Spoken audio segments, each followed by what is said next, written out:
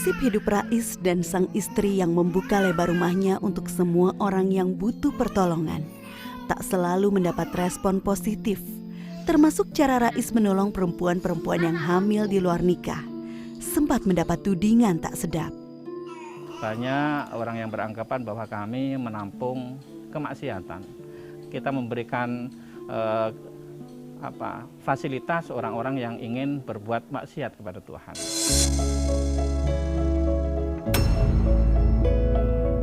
Saya tidak pernah berpikir seperti itu.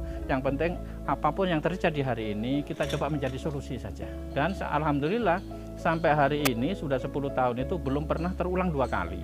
Jadi sekali saja dia datang ke sini kemudian kita bantu, kemudian pergi sampai hari ini belum terulang kedua kali. Kalau dia datang lagi kedua kalinya hamil juga berarti memang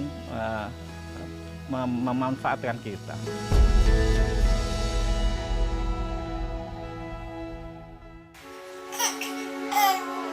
Salah satu perempuan yang ditampung Rais, sebut saja namanya Bunga. Gadis 22 tahun yang berasal dari salah satu kota di Pulau Jawa ini sempat frustasi karena kekasihnya tak mau bertanggung jawab. Tak mau jadi aib buat keluarga besarnya, Bunga memutuskan tinggal di panti. Aib dari tetangga ya?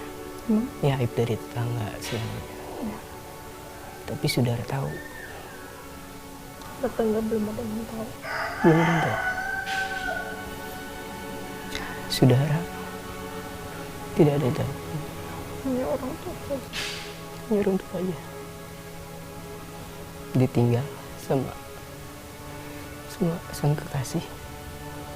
Tidak bertanggung jawab. Bertanggung jawab.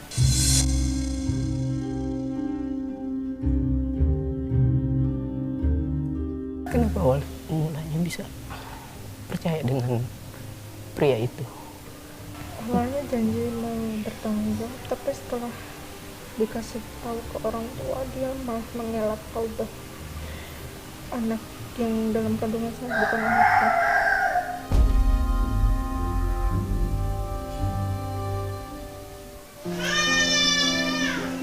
Setiap hari, Bunga dan belasan perempuan muda yang senasib dengannya ikut membantu aktivitas di panti, mulai dari memasak hingga mengasuh bayi.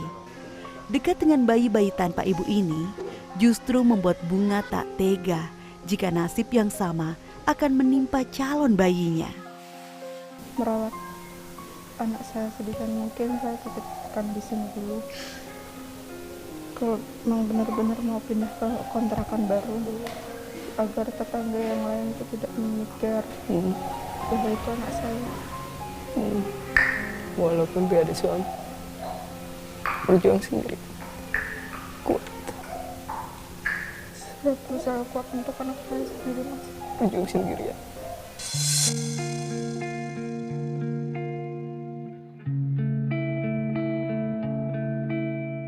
Sebenarnya Mas, kami hanya niatnya menolong. Jadi ketika dia selesai masalahnya, kan masalah yang paling urgent bagi mereka ibu-ibu hamil di luar nikah itu kan ingin menyembunyikan aibnya, hanya ingin menyembunyikan aibnya.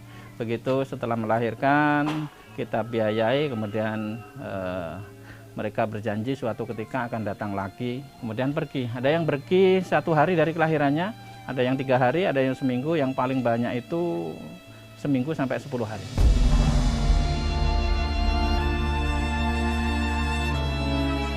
Kini Bunga tengah menanti saat-saat kelahiran anak tercintanya.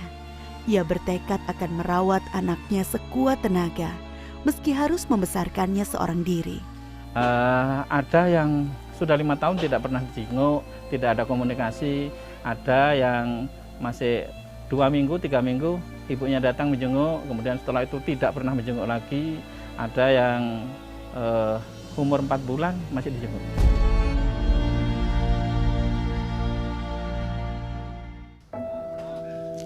Merasa semua anak adalah titipan dari ibu yang melahirkannya, Rais menolak proses adopsi anak asuhnya oleh siapapun, kecuali diambil kembali oleh orang tua atau keluarganya.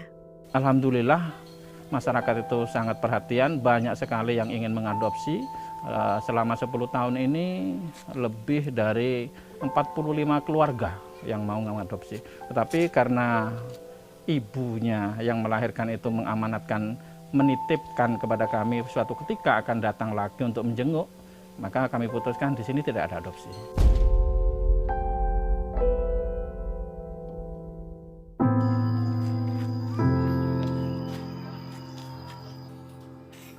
Seperti halnya Tria, sang pengasuh bayi, kisah Ahmad Zaki dan adik kandungnya Joshua tak seberuntung anak-anak lain yang bisa menerima curahan kasih sayang ibu dan bapaknya.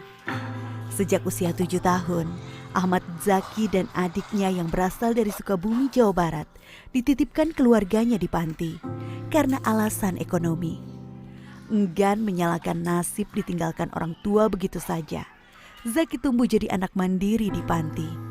Bersama puluhan anak asuh lainnya, Zaki dan Joshua selalu ikhlas melaksanakan tugas harian di panti. Bahkan karena keuletannya, Zaki bisa membeli sepeda motor sendiri.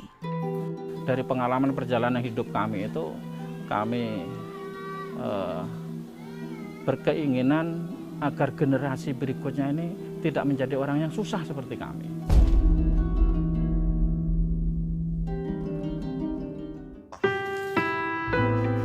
Bagi Zaki dan Joshua dan anak panti lainnya, sosok Rais dan Triana lebih dari orang tua kandung. Sebaliknya pun, Zaki dan puluhan anak di panti tak ada bedanya, seperti 3 anak kandungnya yang kini sudah dewasa dan sebagian terpisah. Semua kita ajari kekeluargaan. Kekeluargaan ini yang paling kami tekankan di sini. Jadi kakaknya harus bisa ngomong adiknya. Kemudian kakaknya yang lebih besar harus bisa merawat adiknya, mengajari semuanya.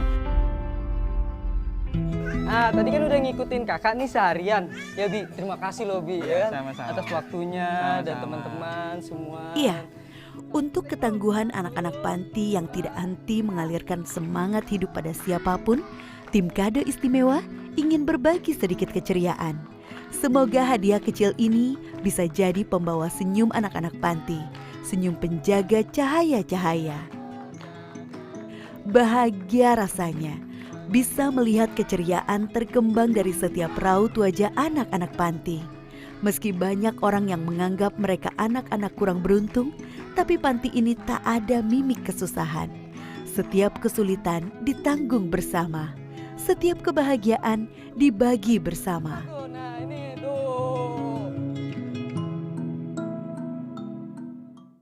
Memeriahkan HUT Transmedia. Ayo ikuti lomba video kreatif berhadiah total 100 juta. Terbuka untuk umum, individu maupun kelompok. Kreasikan video berdurasi maksimal 1 menit dengan tema HUT ke-20 Transmedia. Sertakan logo Transmedia dan salah satu atau lebih logo perusahaan di bawah Transmedia di dalam konten video. Upload video ke medsosmu, lalu share link ke insertlife.com mulai 1 November sampai 3 Desember 2021. Info lebih lanjut, klik insertlife.com/lomba video Transmedia.